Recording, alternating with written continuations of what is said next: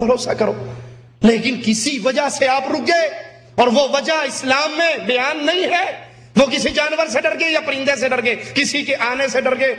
ہم کہتے ہیں نا جی، اکثر آپ نے جملہ عام روٹین میں سنا ہوگا، آج صبح صبح اس منحوس کا چہرہ دیکھا، آج سارا دن بس اللہ ہی خیر کرے، پتہ نہیں کیسا گزرے گا. کہتے ہیں نہیں کہتے؟ جس سے تھوڑی سی لڑائی جھگڑا ہو وہ صبح صبح میں کہا السلام علیکم، کہنا بس تیرا منہ ویکھ لیا، پتہ نہیں دن کی مدد لگنا ہے. اعوذ باللہ من الشیطان الرجیم. ارے جو کچھ ہونا ہے آپ کی قسمت میں لکھ دیا گیا ہے، قلم خشک ہو گئی ہے. اب اللہ سے دعا کرو، خیر مانگو اور اپنے کام پہ جاؤ، کسی بدشگونی کی وجہ سے نہیں رکنا چاہیے. اللہ کے نبی صلی اللہ علیہ وسلم کا فرمان سنیے. آپ نے فرمایا لیس منا من انتہب او سلب او اشار بالسلب، جس نے زبردستی مال لیا، زبردستی مال چھینا، یا مال چھیننے کے لیے رہنمائی کی یا اشارہ کیا، وہ ہم میں سے نہیں ہے. لوگوں کے مالوں پہ ڈاکہ ڈالنے والوں، اللہ کے نبی فرما رہے ہیں جس نے کسی کا مال چھینا، مال جھپٹا، مال چھیننے کے لیے رہنمائی کی یا اشارہ کیا کہ آج نا ہمیں تنخواہ مل گئی ہے، اگر میں چوری کروں گا تو کمرے کے اندر سے سب کو پتہ لگے گا اور تلاشی لے لی جائے گی، تو باہروں آ کے نا او جڑا بریف کہتے نا بس باج ادے کر لیں گے، اشارہ کر کے نکل جائے. اب مال چھیننے کے لیے اشارہ کرنے والا، مال چھیننے والا، مال چھیننے کی رہنمائی کرنے والے کے بارے میں رسول اللہ صلی اللہ علیہ وسلم فرماتے ہیں وہ ہم میں سے نہیں ہے. دوسری روایت میں ہے من انتہب فلیس منا، جس نے زبردستی مال چھینا وہ ہم میں سے نہیں. امام عبد الرحمن مبارک پوری رحمہ اللہ فرماتے ہیں من انتہب کا معنی بیان کرتے ہوئے ای ما لا یجوز له اخذه قہرا جہرا، جو مال اس کے لیے لینا زبردستی جائز نہیں ہے اس کو چھیننے والے سے اللہ کے نبی برات کر رہے ہیں. ہم بھی کتنے لوگوں کا مال چھینتے ہیں، ذرا غور کرنا. بہن کا دل نرم ہوتا ہے نا بھائی کے لیے، اور جب باپ مر جائے وراثت تقسیم ہوتے ہوئے پتہ ہے اس بہن نے لینی ہے یا میرا بہنوئی نہیں چھوڑے گا، تو اب کاغذات پہ جاتے ہیں سائن کروانے کے لیے، بہن یہ مال ہے، یہ زمین ہے، یہ ترکہ اور وراثت ہے، تیرے سامنے دو باتیں ہیں، یا مال کو پسند کر لے یا بھائی کو. اگر وراثت میں حصہ لے گی میں ساری عمر تجھ سے نہیں ملوں گا، ٹھیک ہے نا؟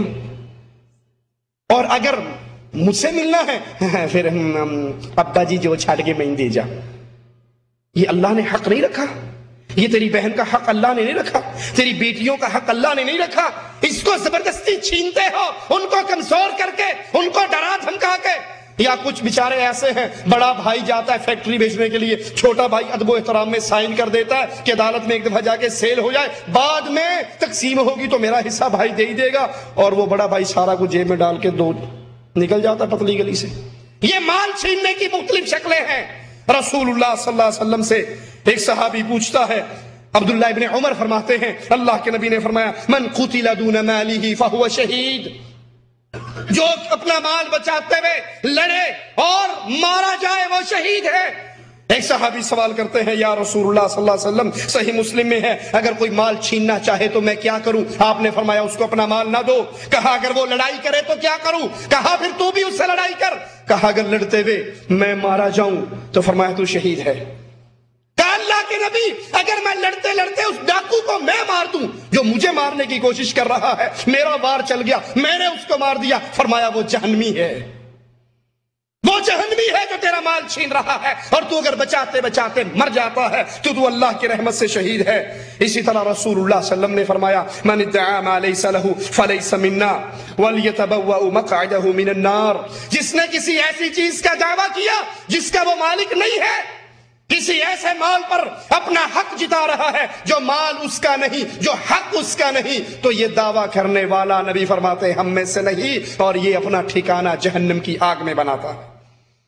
اسی طرح اللہ کے پیارے حبیب نے فرمایا من غش فلیس منا، جو دھوکہ دے وہ بھی ہم میں سے نہیں.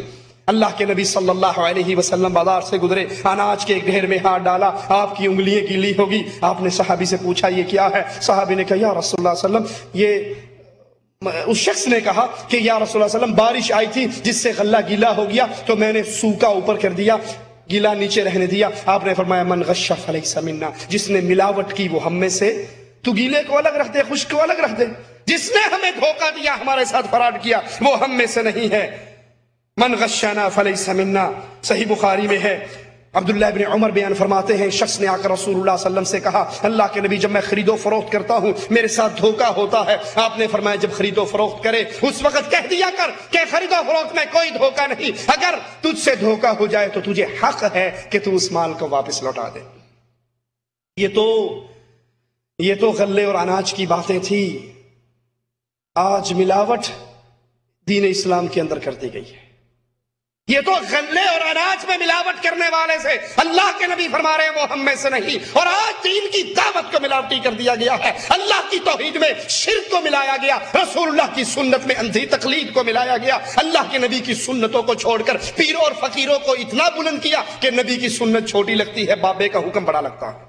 اللہ سے دعا ہے اللہ ہماری خطاؤں کو معاف فرمائے, اللہ ہماری سیاہکاریوں کو معاف فرمائے. اللہ نے توفیق دی تو انشاءاللہ اگلے درس میں اس موضوع کو پورا کریں گے. وہ بدنصیب جن کا ذکر رہ گیا, جن کے بارے میں اللہ کے نبی نے فرمایا وہ ہم میں سے نہیں, اللہ نے زندگی دی, توفیق دی, موقع دیا, تو اگلی ملاقات میں اس کو بیان کریں گے. اقول قولی ھذا واستغفر اللہ لی ولکم ولسائر المسلمین فاستغفروہ انہ ھو الغفور الرحیم. ایک بھائی کے والد بیمار ہیں, انہوں نے بیماری کی دوری کے لیے دعا کی درخواست کی ہے. دعا کیجیے اللہ سب اہل ایمان کو شفاء کاملہ عاجلہ عطا فرمائے, اور جو مومنین میں سے فوت ہو کے اللہ کے پاس چلے گئے اللہ ہر مواحد کے گناہوں کو معاف کر کے ان کو جنت میں جگہ عطا فرمائے.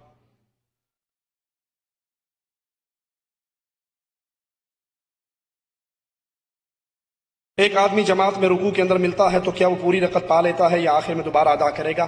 مسئلہ اختلافی ہے کہ رکوع میں ملنے والے کی نماز رکعت ہو جاتی ہے یا نہیں ہوتی. اس میں علماء کے دو گروہ ہیں, لیکن راجح قول یہی ہے, صحیح بات یہی ہے کہ جو رکوع میں ملتا ہے اس کو اپنی رکعت دہرانی چاہیے. اس کی سورۃ فاتحہ رہ گئی, یہ رکن ہے. اللہ کے نبی نے فرمایا جس نے فاتحہ نہیں پڑھی لا صلاۃ لمن لم یقرأ بفاتحۃ الکتاب, جو فاتحہ نہیں پڑھتا اس کی نماز نہیں ہوتی. واللہ اعلم. پاکستان انڈیا میں رمضان میں جب وطر کی جماعت ہوتی ہے تو وہاں 2 رکعت کے بعد بیٹھا جاتا ہے, تشہد کر کے پھر 1 رکعت ہوتی ہے, جبکہ سنت سے یہ ثابت نہیں. تو کیا اس امام کے پیچھے اس طریقے سے پڑھ لیں یا اپنا الگ وطر ادا کریں؟ وطر کا سنت طریقہ یہی ہے, جب 3 وطر اکٹھے پڑھے جائیں تو پھر درمیانی تشہد میں نہیں بیٹھنا, پہلی رکعت پڑھے کھڑے ہو گئے, دوسری پڑھی کھڑی ہو گئی, اور آخری تشہد کرنا. عجیب بات ہے جہاں اللہ کے نبی صلی اللہ علیہ وسلم کی سنتیں ثابت ہیں وہاں عمل نہیں کرنا, اور جہاں ثابت نہیں ہے وہاں ٹوچ لگانا ہے اپنی طرف سے. رکوع میں جاتے ہوئے رفعین سنت سے ثابت ہے یا نہیں؟ صحیح بخاری کے اندر حدیثیں ہیں, صحیح مسلم میں حدیث ہے, ٹھیک ہے. رکوع سے اٹھتے ہوئے صحیح حدیث کے مطابق رفعین ثابت ہے. 2 رکعتیں پڑھ کے کھڑے ہوتے ہوئے رفعین ثابت ہے. جہاں ثابت ہے وہاں کہیں گے اجی یہ رفعین کرنا مکھیاں اڑانا ہے.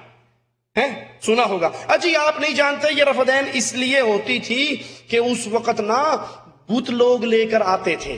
ان سے کوئی پوچھے جماعت سے نماز تو مدینے میں فرض ہوئی, بتوں والی پارٹی مکے میں رہ گئی تھی, ایتھے بت تو سپلائی کرتا رہے, یہاں بت کون دیتا رہا؟ بت والی پارٹی مکے میں رہ گئی, مدینے میں جماعت سے نماز فرض ہوئی.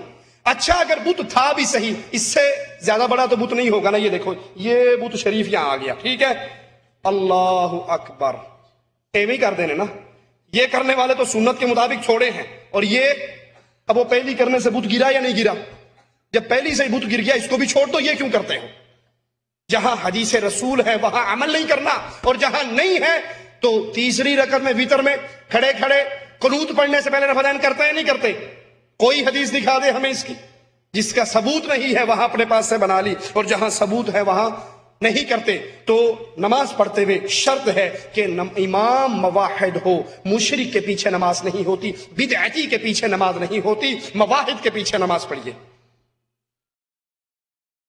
کیا سونے کی چین پیر میں پہن سکتے ہیں؟ سونا مرد کے لیے حرام ہے, عورت سونے کی زینت کی جو چیزیں پہننے چاہیں پہن سکتے ہیں. واللہ اعلم. کسی کے مرنے پر اس کے نام پر غریب لوگوں کو کھانا کھلانا, اس کے نام پہ قرآن خوانی کرنا ثواب کے لیے کیا یہ جائز ہے؟ اگر اس کام میں ثواب ہوتا تو کیا رسول اللہ صلی اللہ علیہ وسلم ختیجہ کے مرنے پر نہ کام کرتے؟ یہ ابراہیم کی وفات پہ یہ کام نہ کرتے؟ عثمان کی 2 بیوییں اپنی 2 بیٹیوں کے مرنے پہ یہ کام نہ کرتے؟ یہ طریقہ صحابہ میں نہ آتا؟ بھائی یہ مسئلہ made in India, made in Pakistan ہے. اس کا اللہ کے نبی صلی اللہ علیہ وسلم کی سنت سے کسی قسم کا کوئی تعلق نہیں. یہ مولوی نے اپنے پیٹ کا دھندا چلانے کے لیے کاروبار بنایا, ٹھیک ہے. اللہ کے نبی صلی اللہ علیہ وسلم نے یتیموں کا مال کھانے سے منع کیا یا نہیں؟